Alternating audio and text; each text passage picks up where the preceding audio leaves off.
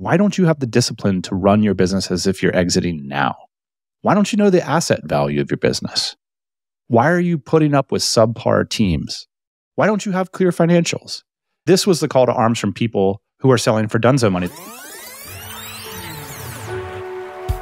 Hey, podcast listener, even if you are alone in your entrepreneurial journey, know that today, right now in your earbuds, you are joined by thousands of entrepreneurs from all around the globe seeking to grow better, more profitable location-independent businesses. If you'd like to learn more about what we do and download our entire back catalog, check out tropicalmba.com.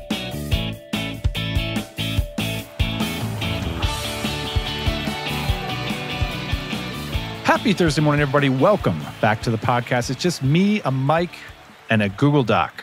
I hope you like this one. It's going to be a little different. I want to share some thoughts I had coming back from one of our biggest events of the year down in Playa del Carmen, Mexico. If you stick around and listen to this one, I'm going to share two essential tools that can run a business.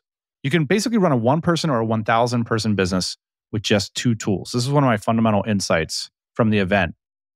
And part of what I've been thinking about a lot this year is how to simplify operations. What is, as Tim Ferriss would say, the minimum effective dose of operations so we can focus on business and personal growth? So we don't want to prematurely optimize our operation. We want to have it be as simple and as effective as possible. I'll just make the blanket statement, and I'm open to critique on this, but this is the pattern. If your business does less than $5 million a year in revenue, you're in charge of growth. The person listening to this is in charge of growth. Now ask yourself, how much time do you spend on the operation every day? Because that's time you're not focused on growth, typically. So with that in mind, I will share these two simple tools towards the end of the episode. First, I must speak on Playa del Carmen and its UI and API rankings. Now, if you've listened to the show for a while, you know the UI of a location, the user interface, is your experience in the first, call it 6 months in a location. And your API experience, when you're making more significant calls, data calls, investments, integrations, you're making integrations, is called 6 months to 6 years. Now, Playa del Carmen, I wouldn't rank very highly on the API side, although there are some interesting and improving things about it. The way I typically think of API ratings is like, without you doing anything as an individual, how is your life going to get better or worse just for having been somewhere for multiple years? And with a lot of things in southern Mexico, you're going to be swimming upstream a little bit. Things like security, maybe peer group, maybe education for the family, stuff like that. So API, I don't have direct experience, but I'm going to give it a 4 or 5. But UI, 0 to 6 months, we're going to have to give this place like an 8 or a 9. Because if you got a couple bucks in your pocket, you go down there, you rent yourself an apartment with the pool, an extra bedroom for your friends. You're within walking distance of like thousands of restaurants, bars, gyms, cafes, healthy food options, super unhealthy food options, outdoor activities, snorkeling, golf, you name it. A great place to spend some time with some groups. So there you go. Playa del Carmen, very high UI rating. And part of the reason we selected Playa del Carmen as the home for DC Mexico going forward. So the event went really well. We're going to run it back next year.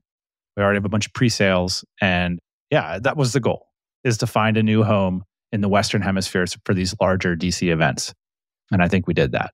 One of my personal favorite experiences about that is just talking to people who came down with their friends or their family. And you can see everybody like cooking up reasons to stay longer. You know, like, oh, I met up with so-and-so, we're going to do this, or we really wanted to visit this place. And that to me has very DC vibe attached to it. It's just finding excuses to spend more time with each other. And so that was cool.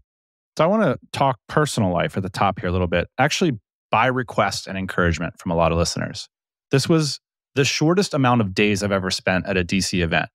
I left on the last day, which I was a fly-in, fly-out attendee, of which we have many, but I was, for the first time, counting myself in that category. Typically, you know, I would rent an apartment the week after and just hang out with everybody, implement a bunch of the ideas we learned, stuff like that. But this time I flew back and I was happy to do so because 1 month ago, I had a kid, a little baby boy. His name's Clark. We can get into naming theory in a future episode. A couple thoughts. First off, I didn't actually have the kid. I misspoke. I delegated, and that should be a key lesson of the podcast. I did vision work around that. You got to have yourself a great integrator, which I do. And one of the things that's fascinating to me is I feel like I've entered into a private and secretive membership. And if you're listening to this and a parent, it's like, I think maybe we have some branding work to do around this whole enterprise. I've never done anything so impressive in my entire life to the world. I was just a party to it. I was an observer mostly. And so I just think like it was an awesome experience for me just talking about parenting and raising the next generation and to see the passion. Maybe when I was growing up, I didn't always get the impression that parenting was the greatest thing on earth. But certainly now the crowds that I run in entrepreneurs who have flexibility, free time, and a little extra money, they're so incredibly passionate about this secretive membership that they've built. And once you're on the inside, the amount of support and inspiration and guidance and advice and just connection about that was one of the highlights for me. So I will attempt on occasion on this podcast to learn about this, to discuss this new journey that I'm on. This secret membership of being a parent, as far as I can tell, there's no initiation fee, but I'm told it does get expensive. So anyway, I'm looking forward to continuing to talk about this, but that was definitely one of the highlights of the trip to me. It was the first time I left my family, my new family. I definitely missed them the whole time, but it was cool just to be around a bunch of other parents and to have so many people just be genuinely interested in that and asking me about it. And so I appreciate it. Let the emails flow. Let the conversation happen. I need all the help that I can get. One of the themes of DC Mexico this year was a lot of vulnerability. A lot. And I'm trying to figure out if this is just because this is our thing now. You know, in the economy last year, we're pretty tough. I think a lot of businesses were riding high on the post-COVID upswing, overstaffing, spending a lot. And then sometimes the numbers don't always add up. I think it's an issue of more and more trust with people, a lot of cautious optimism, but definitely this theme of vulnerability. I wrote down something that our speaker coach wrote. He was talking about DC vibe. He talked about how demanding we can be. We want Mexican food in Thailand. We want Thai massages in Mexico. And everywhere we go, really big batches of ice, which is, of course, a joke about ice baths in the morning. But this concept of identifying speakers and stuff, he writes, we want speakers that are doing big things, but who don't think they're better than anyone else. That was an interesting way to put it. You think you're better than me? With really great businesses who remember what it was like on the bad days. Most importantly, we want speakers that can teach us how they built that business, but still want to share ideas and be part of the gang. And he also said, having a sense of humor about yourself is a big part of that vibe. Being open and low ego is part of that vibe. What a bummer it is to hang out with people that have no sense of humor about themselves, you know? And I just thought that was interesting and very apparent in the room. And on a handful of occasions throughout the weekend, had conversations that went into that reach out for help territory. And I just want to flag out how empowering and important that can be for any founder. Because the overriding theme maybe of the weekend was entrepreneurship is an incredible opportunity and it's exciting, but it's also extremely hard and emotionally challenging at times. And you are often isolated, a one of one. You are the only person that understands how deeply everything is going to shit right now. And then the question is, what do you do about it? You put the world on your back and clam up and hope everything works out? Or do you go to an event like this and find somebody at a party you know of and you reach out to them and say, hey, do you have a moment? And it's those moments that were really the theme of the event for me personally. Because that's when everything can start to happen, is when you open yourself up that this is not just my problem anymore. People want to help. And if I open myself up in that way, that's the first step to getting help. Also, the theme of getting professional help too. It's not just founders that can help you make a connection or commiserate or help you start to problem solve. But then there's times, of course, to get the professionals involved. So there's a lot of talk about that as well. One of the themes, I want to talk about exiting your business. Got the opportunity to speak with more than one member who has sold their business for dunzo money. Sit on a yacht money, start your dream project money. And it's really interesting to see the common themes here. And I want to highlight a few of them because they're the same themes we talked about in Before the Exit, our book on the topic. It's amazing how the experiences, even in such diverse businesses, can really line up to the same sorts of themes. For example, you got to know your freedom line. Do you know the number that would shelve financial questions for a lifetime? It's something we talked about. We did a survey in the community to see what the average number was. And it was something, well, there was a range, but it was basically between $4 and $8 million. So the question is, can you sell your business for that? That's the goal. And then do you have something meaningful to do with your time after so that you don't fall into these founder funks where you lose your platform, you lose your sense of purpose and meaning. If your business feels like a family environment, that's important. And so recognizing that, recognizing how long it can take you to sell your business. Typically, I'm seeing 2 years. And then there's this theme during the sale process. I ran my business so much better. And I'm going to get to that in this tools section in a minute. So it's sort of a call to arms to do it now. Like, why don't you have the discipline to run your business as if you're exiting now? Why don't you know the asset value of your business? Why are you putting up with subpar teams? These are things that acquirers won't put up with. Why don't you have clear financials? And this was the call to arms from people who are selling for dunzo money. They're like, why did I wait? Why not do it right now? So I'm going to talk about a couple ways we can do that in just a bit here. A couple other things on that. Your brokers, your lawyers, all the professionals you bring into those selling transactions, they're not on your team just because you're paying them. They are on team deal. Team deal. That's a different team. That's a new team that's focused on finishing the deal. And not always competently, by the way. Which brings me to my final point. And I'm going to quote Greg LeMond, the great American cyclist, who famously said, "It never gets easier." And he was referring to cycling. "It never gets easier. You just go faster." And this was something that really jumped off the page to me. That sort of line of all your work's still ahead of you. As your business grows, it's very possible that you won't have to work as hard. And that's what teams are about. But the decisions, especially the difficult ones that you're going to have to make, will likely continue to get harder. The things that you have to learn about will also likely become more challenging. And so for me, hearing about people who've gone through this incredible moment of, wow, I never have to work again in the day of my life, what was always interesting to me is that those few years leading up to that, and typically the incredible amount of personal growth and difficult decisions they went through to make that happen. And personally, I found that inspiring because as your business builds power, as you build a better team, as you learn more about your industry, you should be able to perform better. And in a lot of these cases, you need to be able to perform better. It made me think about the old distinction between willpower and discipline. And a lot of us want things to happen. We hope things will happen, but are we willing to make it a discipline? And there is a discipline around running a great business and preparing it for sale. And I saw that in all of these stories. I saw people who had discipline, not just desire. And that was inspiring to me because they were very proud of themselves and they freaking should be. It's incredible what they've done. Of course, luck. Of course, skill and talent. But the discipline to run a great business was there in every case. So maybe not sufficient, but seemingly necessary. All right, just 2 more points here. Many of you might have heard we launched this program called DC Accelerator.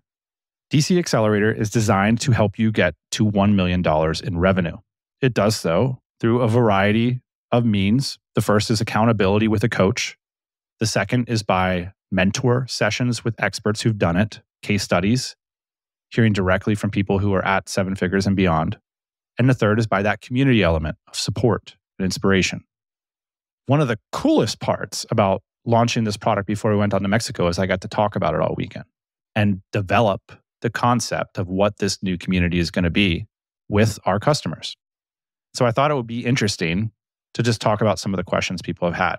In light of last week's episode where we talked with Adam of My Body Tutor, of which that program for fitness success, a big part of it is accountability and just being accountable, not being that one of one, but saying, hey, I need help. I need help with the discipline. I need to turn willpower into discipline. So I want to just run through the most popular questions I got about it. The first is, what is your coaching style? So I would describe our coaching style as Socratic, but insistent, which is to mean we're not here to lecture people or to give advice about the best tactic necessarily to implement. Although if pressed, I would be willing to. The coaching style here is to hold your feet to the fire of your plans by asking insistent questions, helping you to clarify what your goal is, a clear plan of how to get there, and then next steps of how you're going to execute and test and correct that plan. Our head coach, Claire Jackie, actually had a nice image about this where, if you're in a boat and you're going to go across a body of water, you can see on the other side your goal, which is like, I want to land there. But depending on the currents, depending on the wind, you're going to have to adjust your plan. But you ought to be able to have a clear plan when you jump into the water, test, correct, and adjust. And I feel like this is a commonality amongst people who have the discipline to stick to a plan, the discipline to say the plan. In some ways, the fearlessness to put it out there and to correct it as the world says, nah, that's not going to work. So Socratic, but insistent. That is our coaching style. The other thing we did was we added a guarantee. And this is just a simple way, this concept of what's a good deal? Here's a simple way to think about it. Previously, I've been telling myself a good deal is always undeniable. Jason Cohn, the founder of WP Engine, came to a DC event a few years ago. And we were sitting in the bar afterwards. And there was a bunch of kind of high-level founders sitting around saying, man, for this weekend, you could have charged me 10 times what you charged me.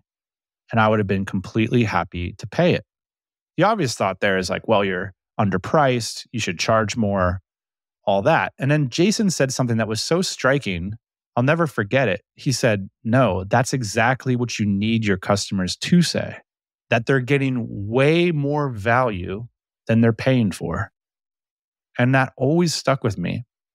And then I came across this equation that a good deal is when the value surpasses the price. That's the beginning of a good deal. So why do I mention that? Well, when you have a new product, one of the ways that you can position your product as a great deal is you can de-risk it for potential customers. So the way we de-risk this is basically said, look, like if you go through your first one-on-one deep dive coaching session and you don't like it, or you just feel a little bit off at all, we will just refer you to another coach. We will help you in some meaningful way and give you a full refund. So there you go. That's a good deal. I hope so. We're trying that one out. So I added a guarantee based on my conversations this weekend. The other thing is we got asked a lot about like how much one-on-one time my company is going to get. And so the way we've broken it down is that you're going to meet with your coach every quarter after you fill out a diagnostic form on your plans and your goals. You also have monthly facilitated masterminds. That's with a coach. You also have monthly mentoring sessions. That's with a coach. So that's 20 times a year you get the opportunity to touch base with a coach. That's a lot. And the final question I'll answer here is people are asking, what's the motivation? Why are you doing this? When we decided during COVID that we were going to get back on the horse and start getting disciplined about growing our business, the first thing I did was start reaching out to a lot of coaches and advisors. And in fact, I've paid the same amount that DC Accelerator costs for the whole year. I've paid that for one day of coaching. And I actually found it tremendously worth it. And not only were we coaching, but our members, some particularly high-level members, reached out to us and said, look, we see some of the things you're doing. Actually, we'd like to work directly with you. And we were like, well, we run a community. You can't really, but if you paid this amount, then I guess we would carve out some time. And then they did. And then this happened a few times. And when I was speaking with Claire and Ian, they were always so energized by that. And they were so excited about the progress that those businesses were making because one of our speakers this weekend, Ayman Al-Abdullah, he has this saying where he says, our mouth is right underneath our nose, but we still need somebody else to tell us what our breath smells like. And I love that. It's a coachism and it's gross, but it's also true. And there's something really special about having high-level people take a peek under the hood and to see what you see and to give you a fresh take on it and to really press you on your clarity around what you're doing. We were inspired by these calls. We were inspired by these coaching engagements and wanted to find a way to filter for ambition and people who are willing to raise their hand and have a clear goal in mind and want to work with others who want to deliver that clear goal. Because let's face it, it's not everybody right now. It's not everybody. They're not in that phase of life. And so to filter for ambition and to really dig into the challenge. It's exciting. Let's get to 1 million. Let's figure out the fastest way to get there. Or let's figure out an efficient way to get there. Or let's figure out my way to get there. That to me is exciting. And being around other people who've opted into that discipline, back to the theme, is different than a desire. And that to me, when we do intake, that's the difference between a goal and a plan. The goal can be a desire. I desire to double my business this year. That's nice. It's relatively affordable to have a desire. It's in the plan. It's in the discipline where things get challenging. So we thought with a mix of community, mentoring, and coaching, we think we can make a big difference. So that's why we're doing it. So there you go. That's about DC Accelerator. It was amazing to talk to so many members about joining that program. A lot of y'all are going to join. I'm excited for all the stories that are going to come out of that in the coming year.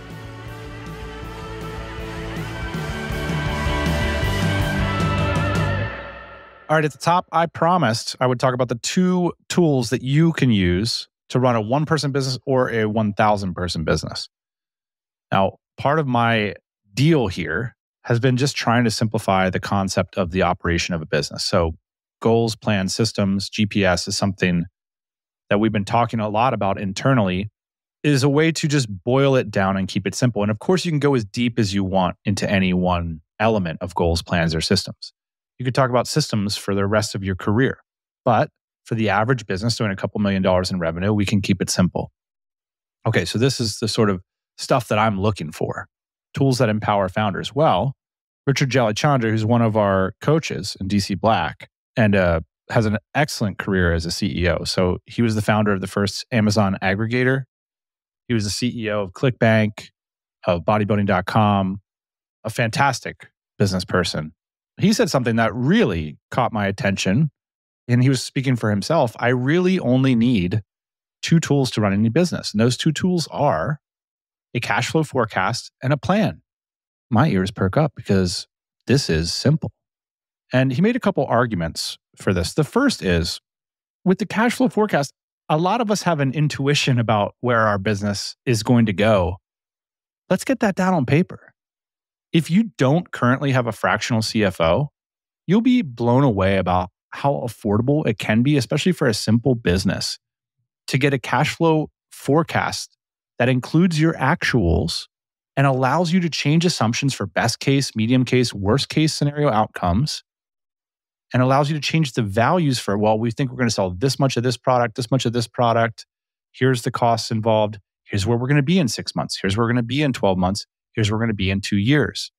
He brought up the subsequent point of, guess what? When someone comes along to acquire you, this is exactly what they're going to ask for and exactly what you're going to be debating about is your picture of the future of the business.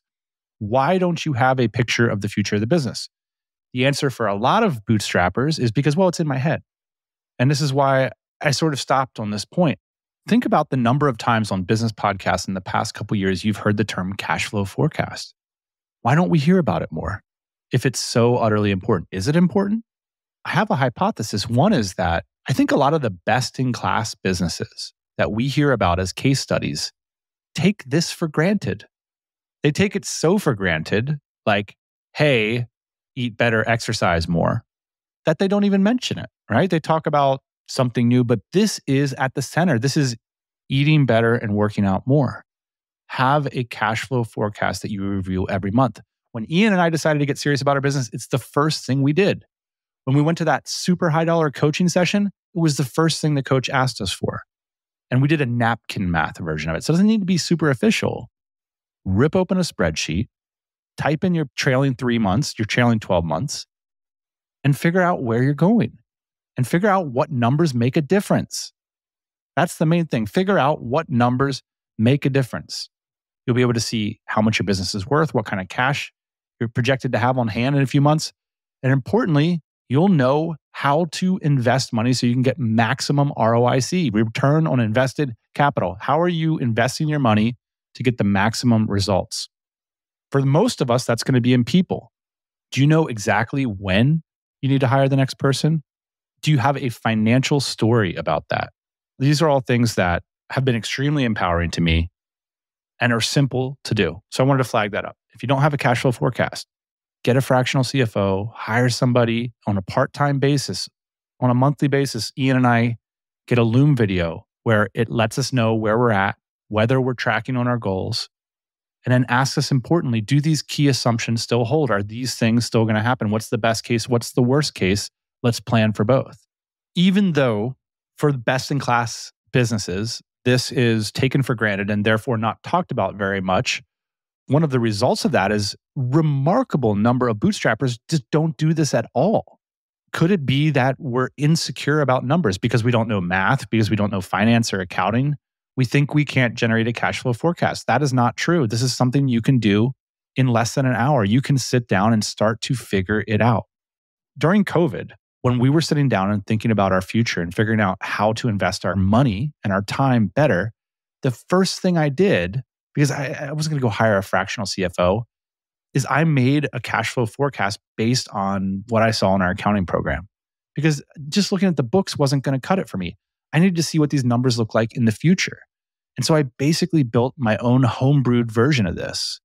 It took me a day. I sat down and I was like, look, I need to figure out where all these numbers mean to me. And that is your job and you can do that. And what I did was I got so inspired by my day's worth of work because I was like, wow, I can really make a decision about when I'm going to hire. I can make a decision about, let's cut this investment and do this one instead. Because look what happens when I move this value over to this division. Now I feel confident to go to the Mom Project or to go to Upwork or Fiverr and say, you know what? I'm going to pay somebody X numbers of dollars an hour to do this in a professional manner for me. And guess what? It's not that much. We were actually just hiring accountants in South America.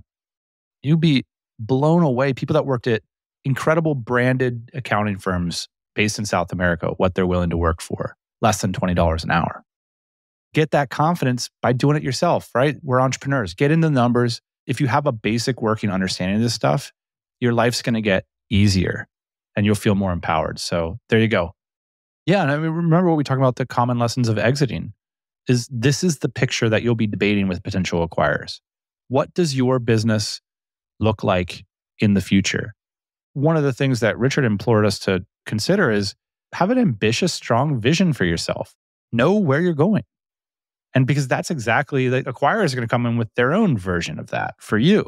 So why don't you have a narrative about that?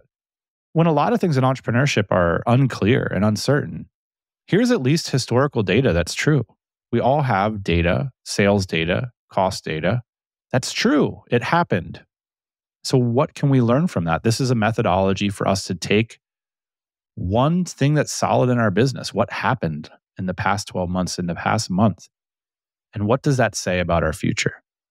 And that's why these cash flow forecasts are not only super empowering, but according to this successful CEO, invaluable. The first thing he goes for. It's like the things that are so obvious don't get talked about. And what percentage of the super successful people that we listen to just take this stuff so for granted that we're out there implementing all the tactics and the cool strategies and all this and that, but not the most fundamental thing. Let's shift gears to the second one, which is a plan, which is something I've really been reflecting about a lot lately, is what makes a great plan.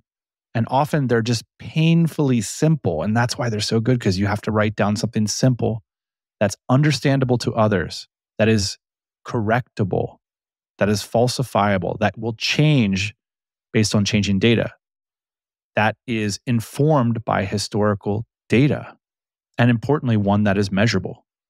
A lot of what got us from 0 to 1 is sometimes a mix of intuition and great entrepreneurship. But at the team level, when you start getting other people involved, the challenge is to take that magic of entrepreneurship, your ability to formulate a hypothesis and execute against it, and turn it into a plan that everyone can execute. And that's the simplest way to describe operations and management. So how can we get a bunch of people working towards a plan? Of course, you can be inspiring. Of course, you can still run experiments. Of course, you can still have hypotheses about the future.